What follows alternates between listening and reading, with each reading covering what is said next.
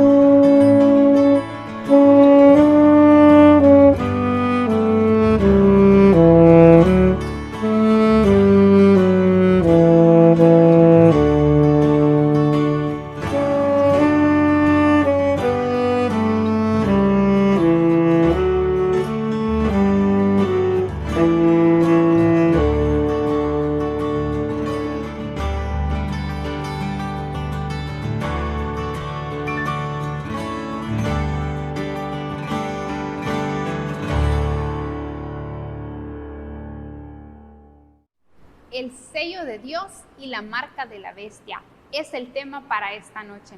Y como ya saben, el hermano César Flores queda a cargo.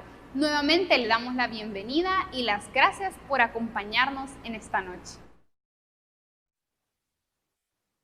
Muy buenas noches, hermanos, amigos que nos ven nuevamente en esta noche. Estamos muy contentos de verlos nuevamente en esta semana de oración a las puertas de su venida. El tema de esta noche, el sello de Dios y la marca de la bestia.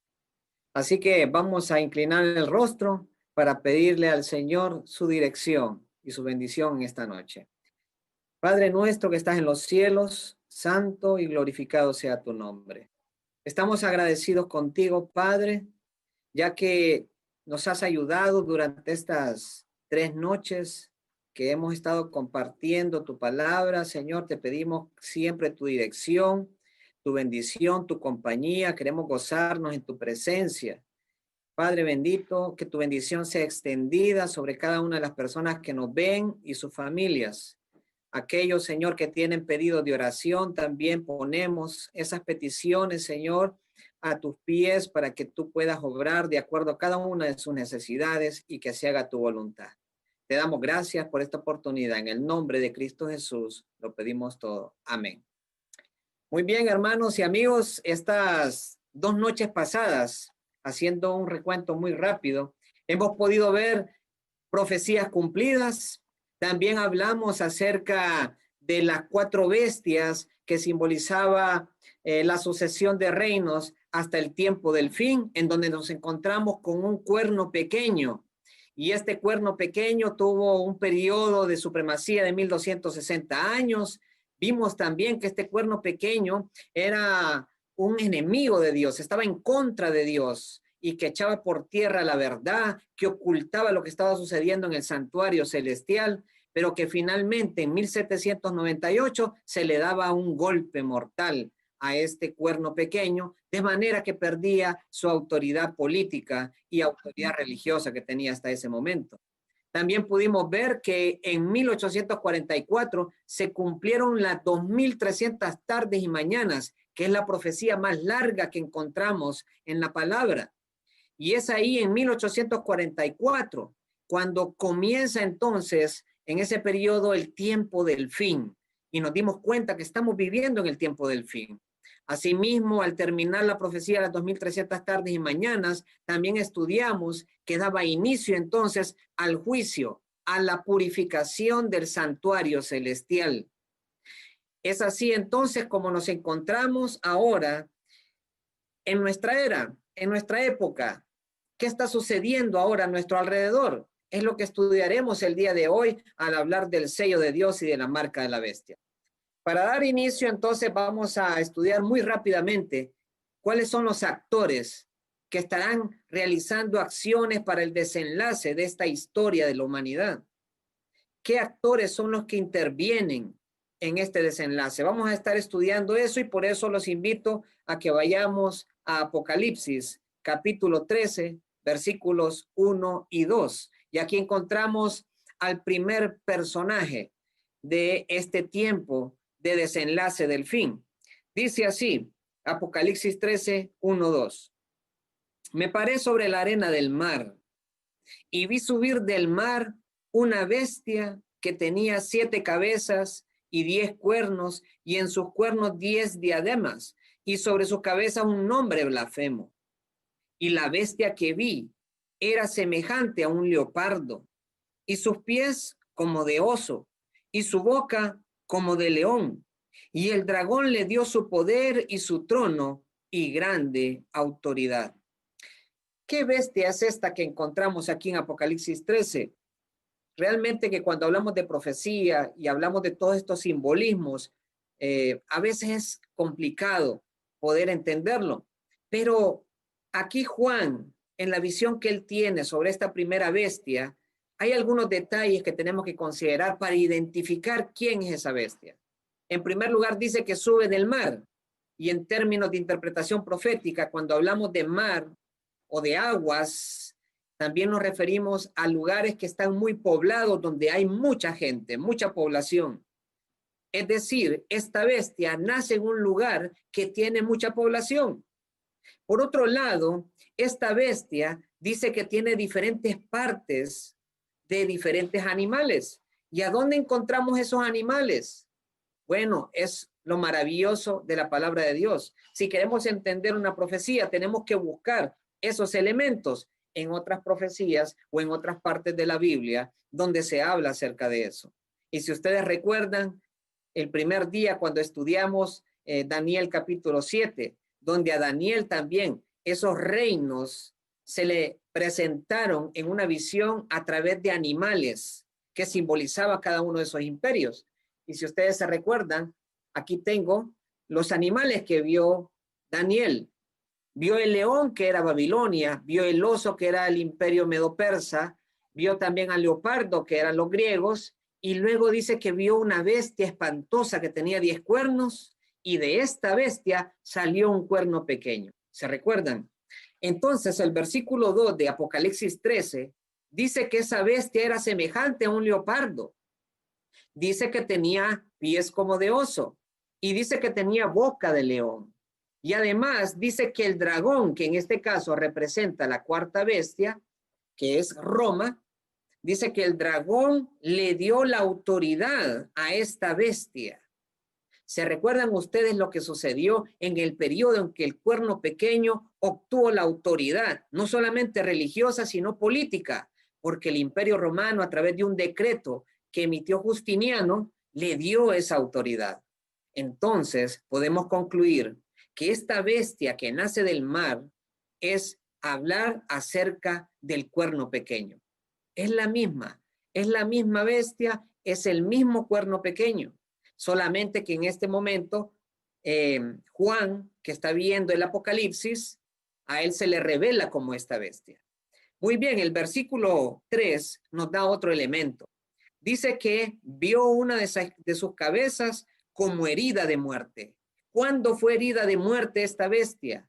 Fue herida de muerte en 1798, cuando por la Revolución Francesa, el ejército francés fueron a Roma y sacaron al Papa Pío VI y lo llevaron cautivo. Es ahí donde se le dio el golpe mortal. Entonces aquí también nos identifica que esa bestia es el mismo cuerno pequeño, porque dice que una de sus cabezas estaba herida de muerte. Pero nos da un elemento más y nos dice que esa herida de muerte, esa herida mortal, dice, fue sanada. Eso significa que en el tiempo del fin, antes de la venida de nuestro Señor Jesucristo, esta bestia que tenía un golpe mortal y que había perdido la autoridad, volvería a recuperar esa autoridad, tanto política como religiosa. Es decir, esta bestia, la herida que se le había causado, se le vuelve a sanar. Se le sana. Y dice aquí, y se maravilló toda la tierra en pos de ella. Y dice que entonces adoraron al dragón, que le había dado la autoridad a la bestia, y adoraron a la bestia, diciendo, ¿quién como la bestia? ¿Quién podrá luchar contra ella? Aquí encontramos entonces la primera bestia que nos presenta el Apocalipsis. Veamos otro actor, porque justamente cuando esta bestia aparece, también hay una segunda bestia, pero ahora no aparece del mar. Veámoslo. Vamos a Apocalipsis capítulo 13, versículo 11 y 12. Dice así: después vi otra bestia que subía de la tierra. La primera subió del mar, esta sube de la tierra. Proféticamente hablando, o por medio de la interpretación profética, la tierra simboliza también un lugar desierto, un lugar donde no hay mucha población. Es decir, esta bestia se levanta de un lugar que no está poblado totalmente. Además dice que esta bestia tiene 2 cuernos semejantes a los de un cordero, pero habla como dragón. Y dice que ejerce toda la autoridad de la primera bestia y en presencia de ella, y hace que la tierra y los moradores de ella adoren a la primera bestia cuya herida mortal fue sanada. ¿Qué elementos más interesantes? Aparte de que esta bestia surge de un lugar que no está tan poblado, dice también que tiene un aspecto de cordero. ¿Y por qué tiene un aspecto de cordero? Porque esta bestia, sin duda, representa muchos principios, como por ejemplo el principio de libertad, que tanto el Señor nos da a conocer. Por ejemplo, en Juan 8:36 dice, así que si el Hijo os libertare, seréis verdaderamente libres. Es decir, esta bestia, esta segunda bestia, tiene principios que lo identifican con Cristo. Y uno de esos principios es la libertad, que esta nación profesa como principio fundamental de su constitución. Entonces aquí nos encontramos con una segunda bestia. Y esta segunda bestia que justamente dice que le ayuda o ejerce la autoridad de la primera bestia. Vamos a ver. La primera bestia entonces la hemos identificado y sabemos que es el cuerno pequeño o el papado. ¿Quién sería la segunda bestia? Que nace de un lugar poco poblado, que tiene bajo sus principios como la libertad, y que esta bestia dice ejerce la autoridad de esta primera. La segunda bestia entonces podemos identificarla como la nación de los Estados Unidos de América. Justamente después de la caída de la herida mortal que se le da al cuerno pequeño, en ese mismo tiempo estaba surgiendo esta segunda nación, este segundo imperio. Y estaba surgiendo, y dice que la Constitución fue allá por el año 1776, y estaba surgiendo en América, un lugar que estaba poco poblado. Y además de eso, establece como uno de sus principios constitucionales la libertad. Por lo tanto, había miles de europeos que huían de la persecución y encontraban en Estados Unidos una tierra de libertad. Pero hay un dato interesante. Dice que esta segunda bestia, que al principio era como un cordero, luego comienza a hablar como un dragón. Es decir, que esta nación comienza entonces a hacer una contradicción en lo que profesa ser y en lo que realmente practica. La profecía de Apocalipsis 13 establece justo antes de la segunda venida de Cristo que la herida mortal del cuerno pequeño, ahora la primera bestia, sería sanada. Su poder sería restaurado y esto se llevaría a cabo con la influencia de la segunda bestia. Ese poder, Estados Unidos, hace que todo el mundo adore a la primera bestia, que todo el mundo adore al papado.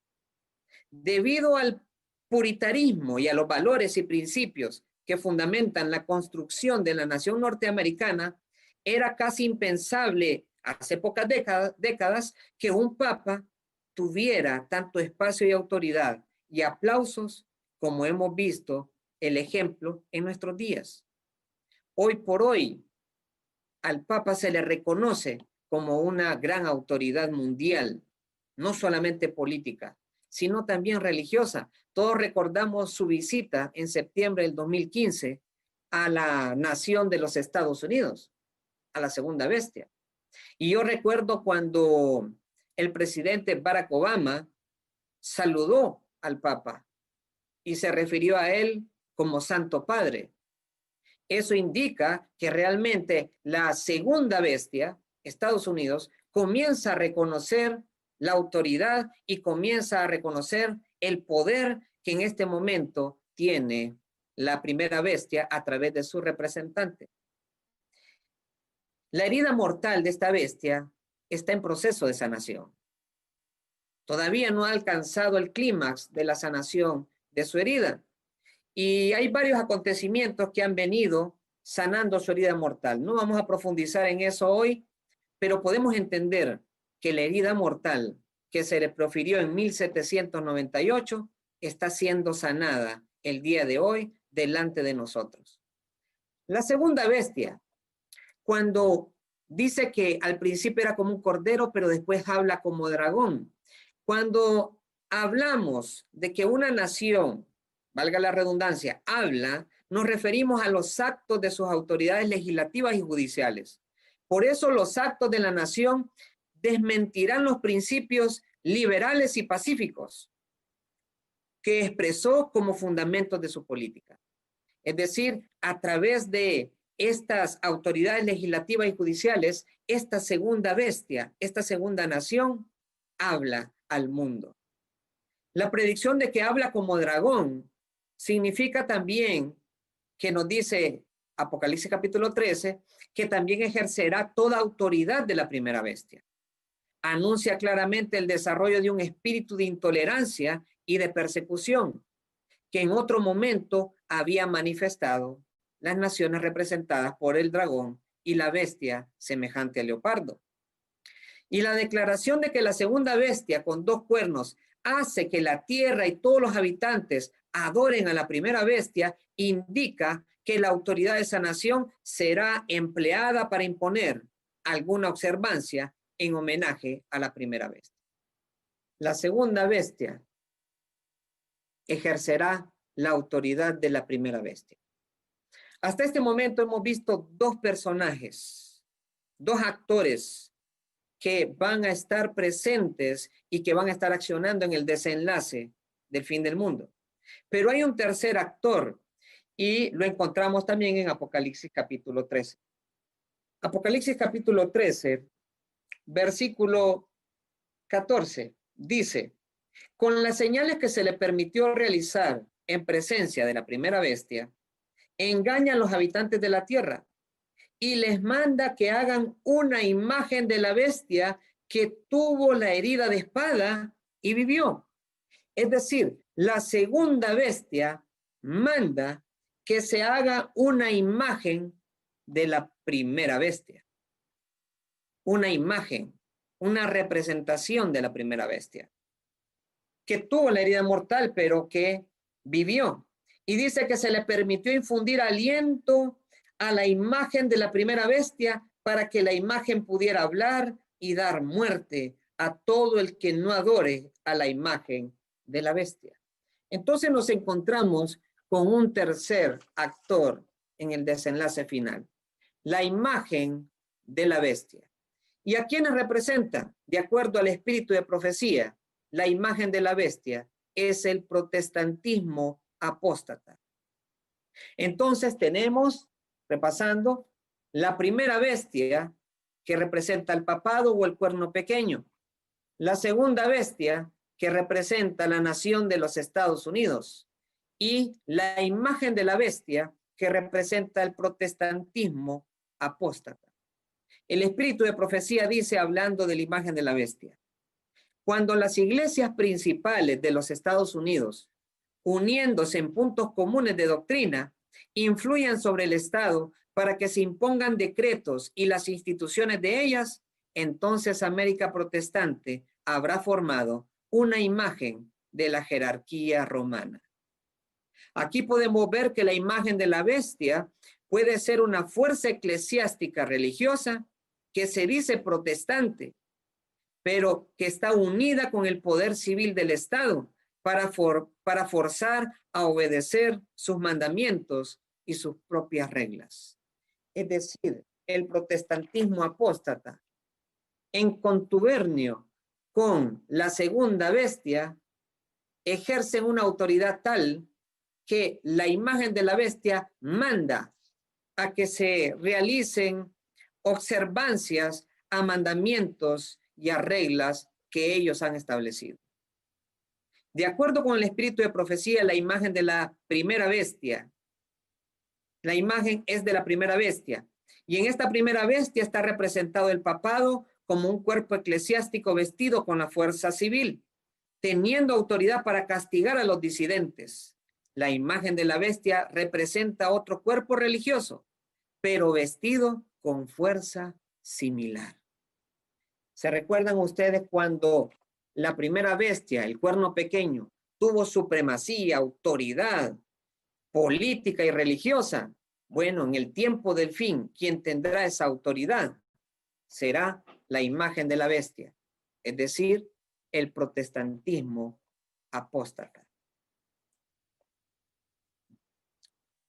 Así que cuando las iglesias dejen de lado sus diferencias en creencias doctrinales y se unan sobre los mismos puntos de fe e influyesen en las autoridades civiles para forzar sus reglas y mandamientos, entonces las diferentes iglesias protestantes habrán formado la imagen de la bestia. Hermanos, hoy por hoy estamos siendo testigos de un ecumenismo global. Estamos viendo cómo diferentes religiones con diferentes doctrinas están dejando de lado sus diferencias y se están uniendo en un... Se perdió la transmisión.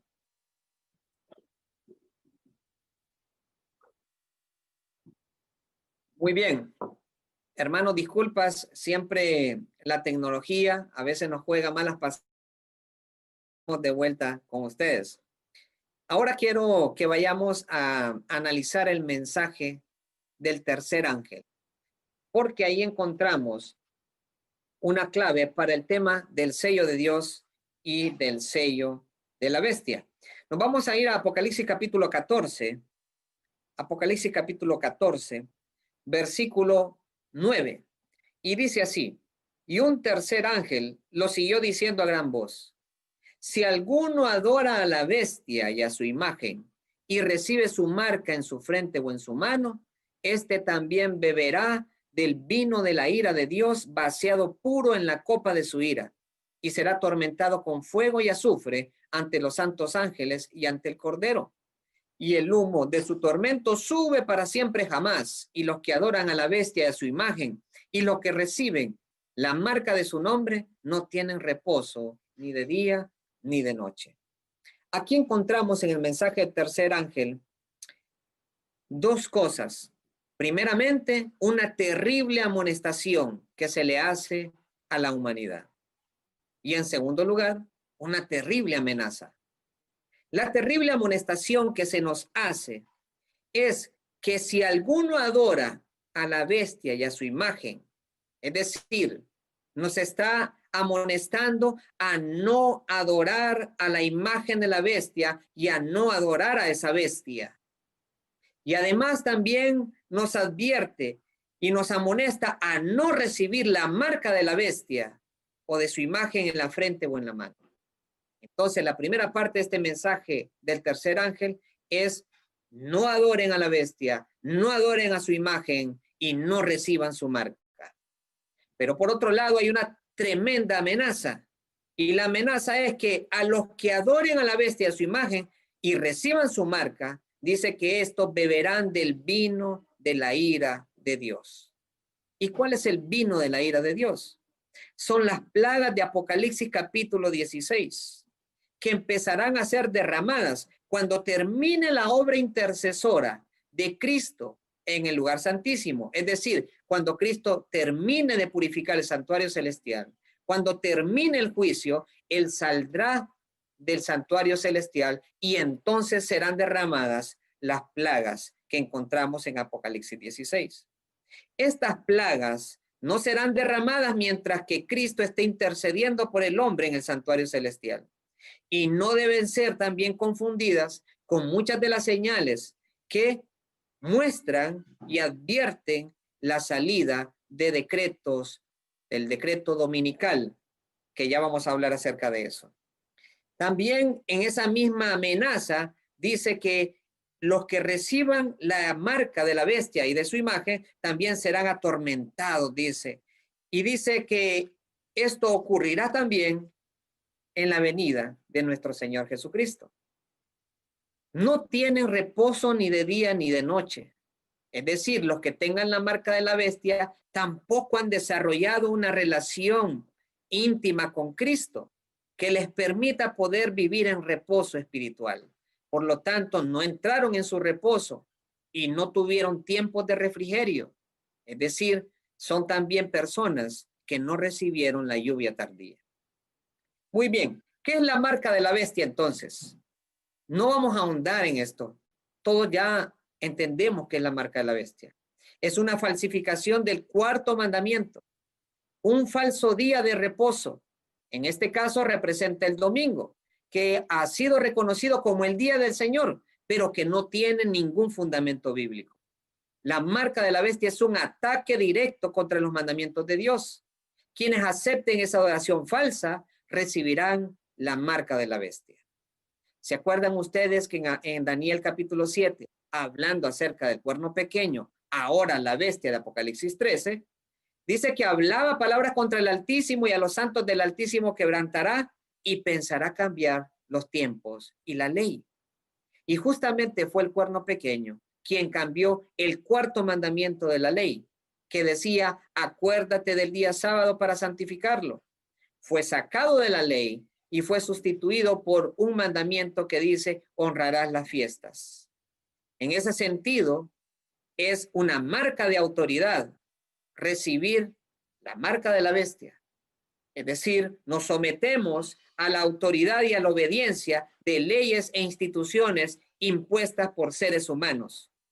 La obediencia al enemigo de Dios. En cambio, el sello de Dios es la señal de nuestra adoración y sometimiento a la obediencia a la ley de nuestro Creador. Ese es el motivo por el cual el mensaje del primer ángel declara que en el tiempo del fin debemos adorar al Creador. En resumen, lo que podemos ir entendiendo es que la adoración será crucial, será fundamental, y que producto de esta adoración, al final la población de la tierra se dividirá en dos grupos: los que adoran a Dios y los que se someten a su voluntad y que obedecen a la ley del Creador, y los que adoran a la bestia y a su imagen y que se someten a autoridades humanas y que se someten a leyes humanas, porque se cambió la ley de Dios. ¿Pero qué es el sello de Dios entonces? El sello es igual que una firma que se utiliza para validar un documento. En la antigüedad se utilizaban instrumentos de metal que tenían grabados signos y letras o imágenes, y que al presionarlas sobre una gota de cera o de arcilla, se mostraba la autenticidad, la propiedad y describían la autoridad del dueño. Apocalipsis capítulo 7, versículo 1 al 3, nos da más detalles acerca de este sello. Dice así, Apocalipsis capítulo 7, versículo 1 al 3. Después de esto vi a 4 ángeles en pie sobre los 4 ángulos de la tierra, que detenían los 4 vientos de la tierra, para que no soplase viento alguno sobre la tierra, ni sobre el mar, ni sobre ningún árbol. Entonces también vi otro ángel que subía de donde sale el sol, y tenía el sello del Dios vivo. Y clamó a gran voz a los 4 ángeles, a quienes se les había dado el poder de hacer daño a la tierra y al mar, diciendo: no hagáis daño a la tierra, ni al mar, ni a los árboles, hasta que hayamos sellado en sus frentes a los siervos de nuestro Dios.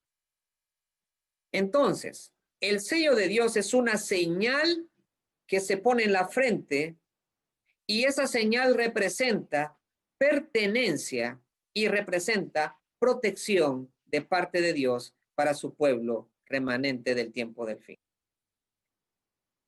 Pablo describe también que el sellamiento en relación con la conversión y la recepción del Espíritu Santo es un regalo al cual se le llama arras o garantía que se le da a todos los creyentes como un aval de completa redención y herencia futura.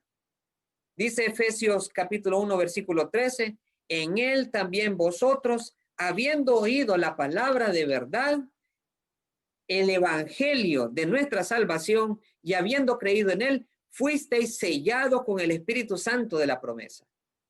Efesios capítulo 4, versículo 30 también dice, no contristéis al Espíritu Santo de Dios, con el cual fuisteis sellados para el día de la redención.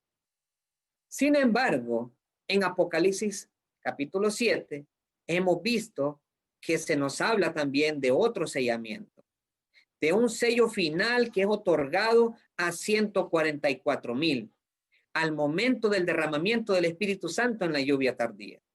Los cristianos que son sellados entonces tienen el nombre de Dios impreso en sus mentes, es decir, tienen su carácter escrito en sus corazones, y eso garantiza que nadie ya puede cambiar sus vidas. Mediante su relación con Cristo, el Espíritu Santo obrando en sus vidas y ellos reflejando entonces el carácter de Dios, esos son los que son sellados en el tiempo del fin. No se trata de un sello visible, no se trata de una marca visible. Generalmente cuando hablamos de la marca de la bestia, por ejemplo, la gente piensa que es un chip, que es un tatuaje o que es una tarjeta, diferentes cosas. Pero en realidad la marca de la bestia y el sello no son visibles porque son cuestiones espirituales. Por ejemplo, el sello de Dios es un afianzamiento de la verdad, tanto intelectual como espiritualmente, de modo que los sellados, el pueblo de Dios, son inconmovibles. Esto lo dice el Comentario Bíblico Adventista del Séptimo Día, tomo 4, página 1183. El sellamiento también es un proceso que está ocurriendo hoy en día.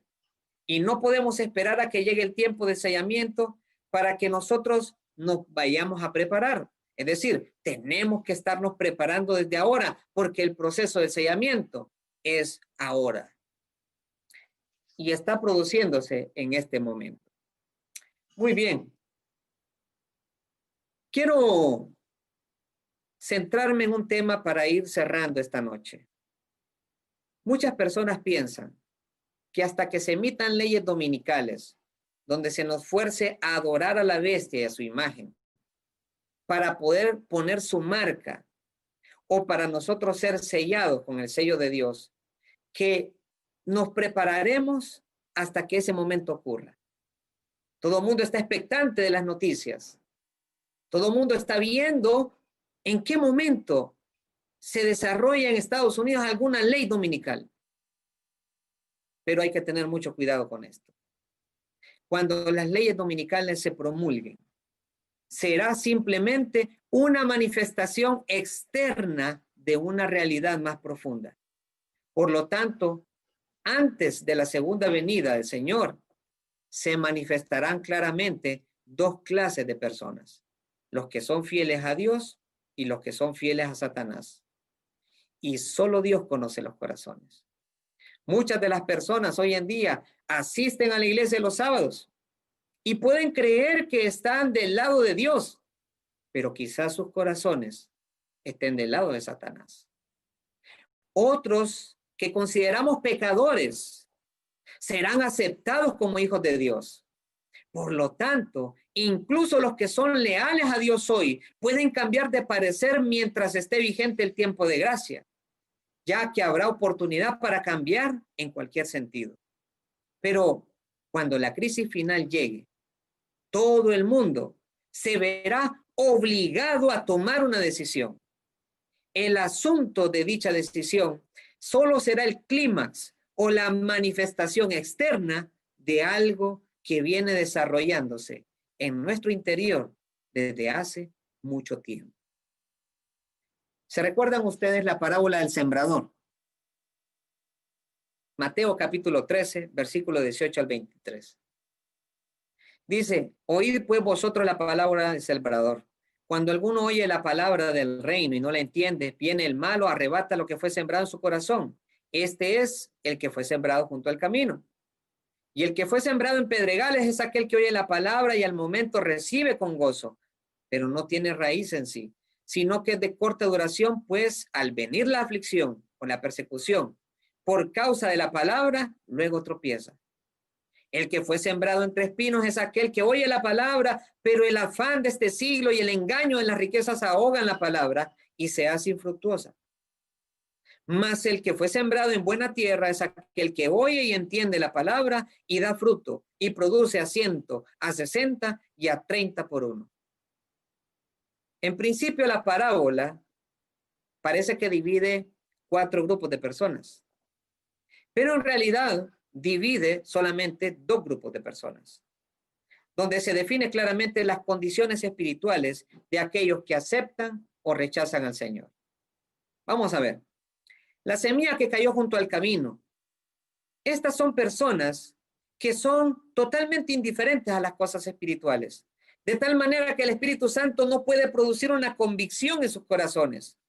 Personas que oyen la palabra, pero no la aplican en sus vidas. Acallan la voz del Espíritu Santo.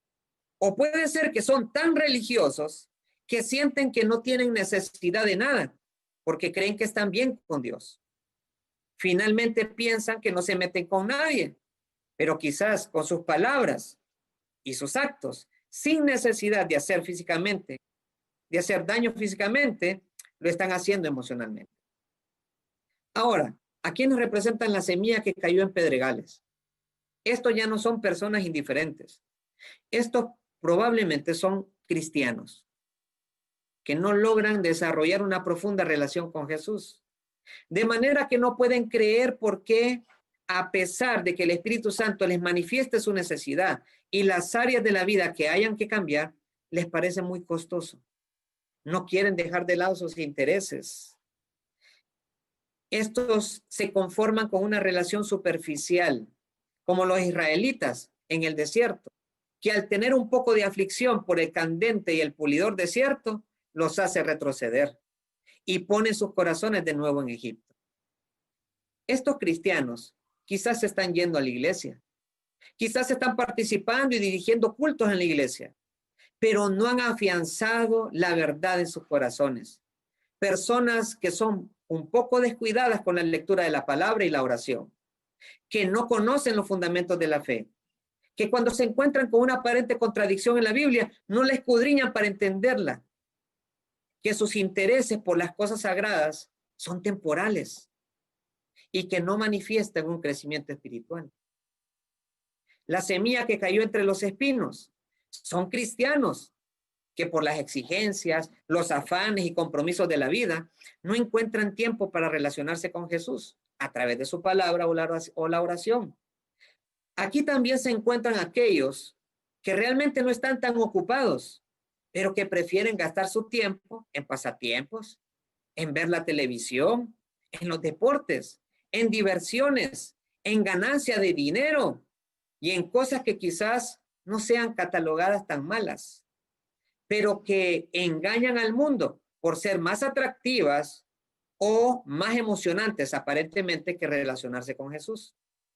Aquí también se encuentran aquellos cristianos que alimentan la autocomplacencia o que alimentan las bajas pasiones en cosas como películas violentas o lujuriosas, pornografía o simples novelas de amor, o aquellos que sin necesidad de tener una aventura amorosa coquetean con el vecino o la vecina, o que en una reunión social o muy rara vez se toman un trago de alcohol o prueban cierta droga. Si alguno de nosotros se encuentra en cualquiera de estos tres grupos anteriores, déjenme decirles, se está preparando desde ya para manifestar cuando se imponga la ley dominical, que ya tenía en su frente y en su mano la marca de la bestia y no podrá recibir entonces el sello de Dios. Si nosotros hemos pensado que la marca de la bestia o el sello de Dios es una decisión que se hará hasta que se promulgue la ley dominical, debemos revisar nuestro estilo de vida.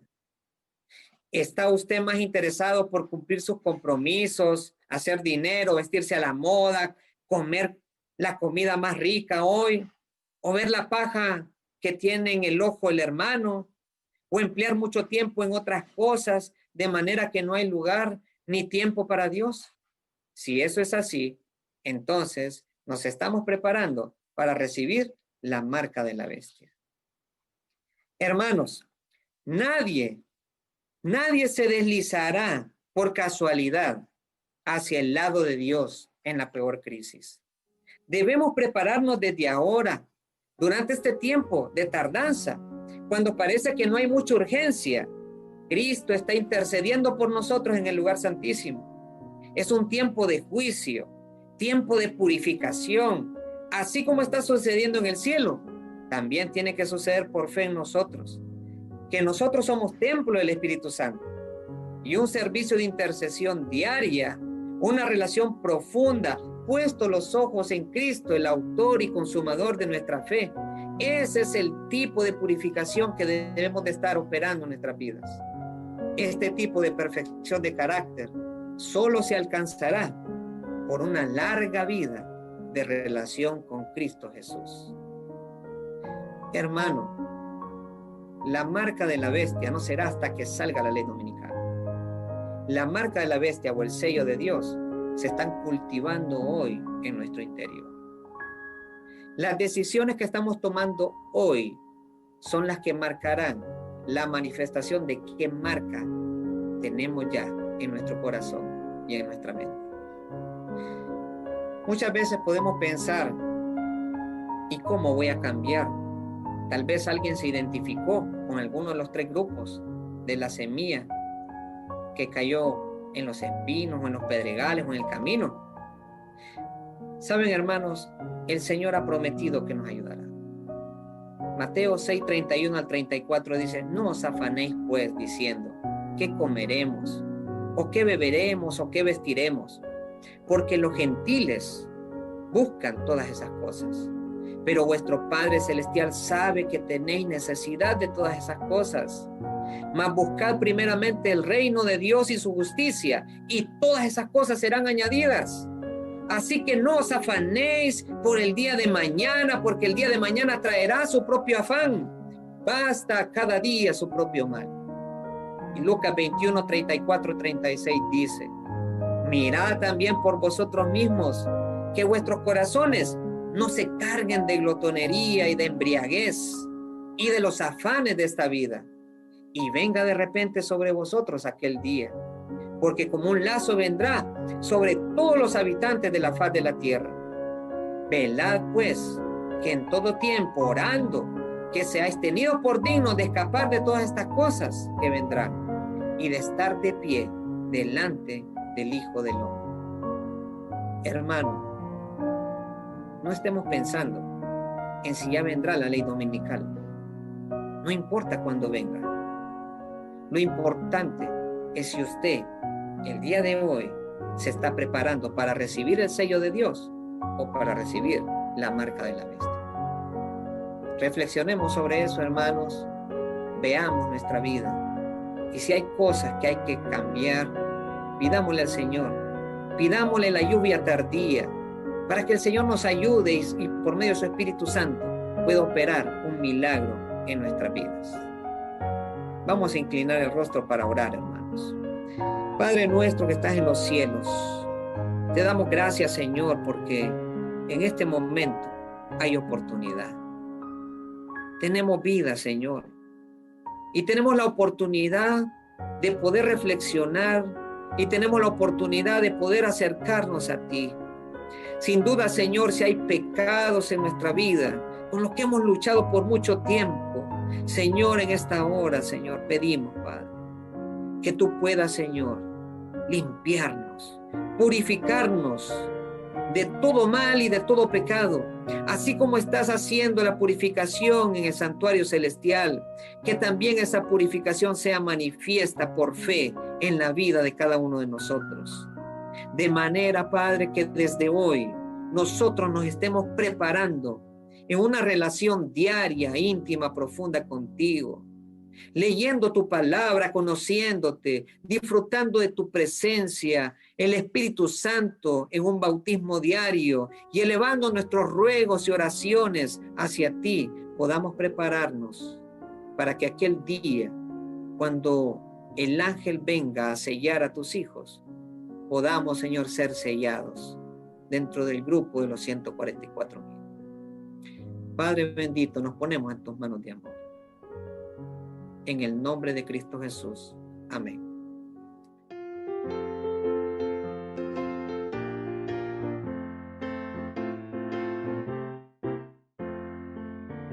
Día grande.